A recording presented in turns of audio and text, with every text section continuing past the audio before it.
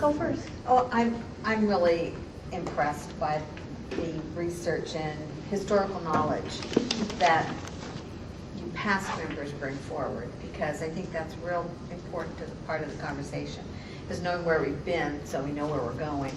I'm real disappointed because when the Teen Center became a real project, I was on the Planning Commission, so I was real knowledgeable about all your efforts that were going forward to make it fabulous. And the fact that it's kind of, not become so fabulous is disappointing. Clearly, the reality is, as we all know, financial issues worldwide, internationally, have caused a lot of problems, and some which lead and lend to probably some of these issues that you brought up, especially possibly the change in personnel, which makes it very difficult for you to have someone to rely on that knows exactly who you are, who the individuals are, and really feel like there's some cohesiveness that will be important for you to have a dialogue, start a dialogue with, and continue a dialogue with until you've been able to accomplish some goals. That's really important. And so if that needs to be someone from the council to add to that cohesiveness and liaison, then, I think that should definitely happen, and I would do whatever I can to support that, make that happen. I think that some of the things that I made notes about,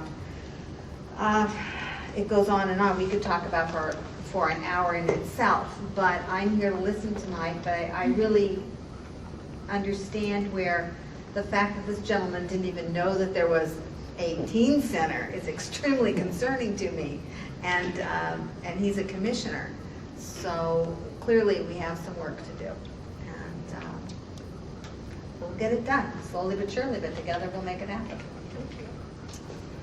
Well, my history with YAC and also the Teen Center is a little different. For the 4.5 years before I ran for city council, I managed the downtown for the city of Stockton.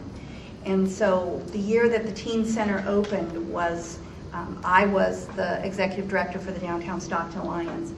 And I was very familiar with some current YAC members that year because we went to the All-America City presentation in Atlanta. And in fact, after one of those individuals graduated from college, I recruited her and hired her at the Downtown Alliance, originally part-time, and she is now the, Mimi Nguyen is now the Economic Development Director for the Downtown Stockton Alliance. So I'm a big fan, and I understand the potential in the group.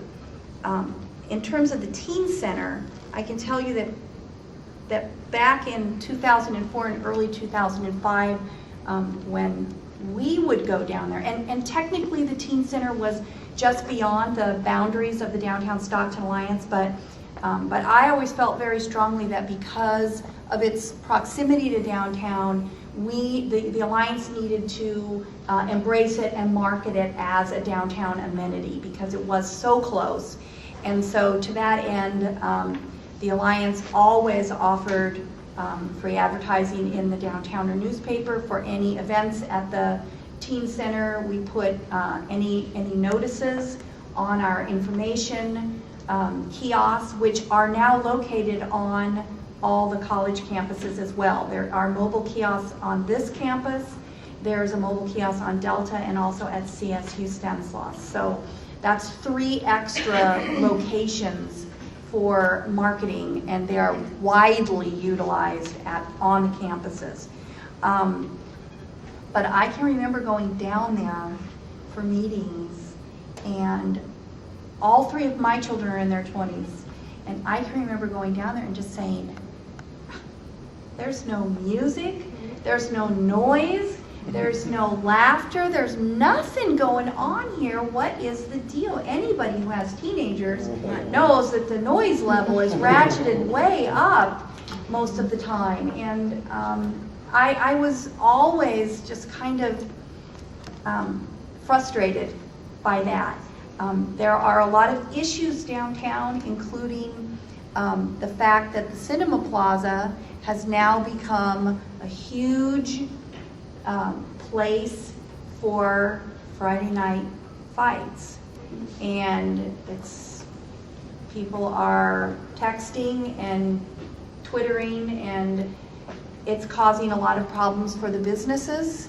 And unfortunately, what happens is there is a certain percentage of the population whose first reaction to that is, well then, lower the boom on curfews and don't let the kids down there. And the issue is really not that there's too many young people. The issue is there's not enough adults there as well. And there aren't enough other places for young people to go on Friday nights that are fun and are happening. And I believe that the teen center could alleviate a lot of the stress on the unsupervised areas. It's not going to attract everyone down there, but it has great potential as an alternative to what's going on in the Cinema Plaza. So I think it's really important. I'm just glancing through here, and I'm just seeing in this, I mean, it clearly says that the YAC is going to be presenting quarterly programming recommendations, that the club has the final say on it, but that YAC is going to be actively involved in the programming for the teen center. And I know that that's not happening. It's not. It isn't. And I agree with Councilmember Lowry that I think it would be helpful to have at least one or two members of council actually assigned as a committee representative to YAC. I mean, we serve on other committees, and we are assigned by the mayor to serve on those committees. Certainly, Councilmember Eggman, because of the focus right now on the teen center, is a logical choice. That's in her district, but that doesn't mean that's the only council person that may not want to serve. And it also doesn't mean that as time goes forward, that the focus of YAC, I mean, it is a citywide group, so that's not to say that the council appointment should be restricted to that district, simply because the teen center's there.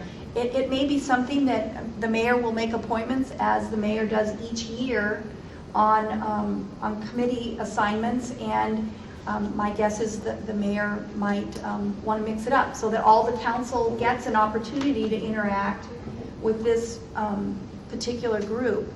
I think there's a lot that not only could but should be done, and clearly the first thing is to address, I mean, this contract is up for renewal, so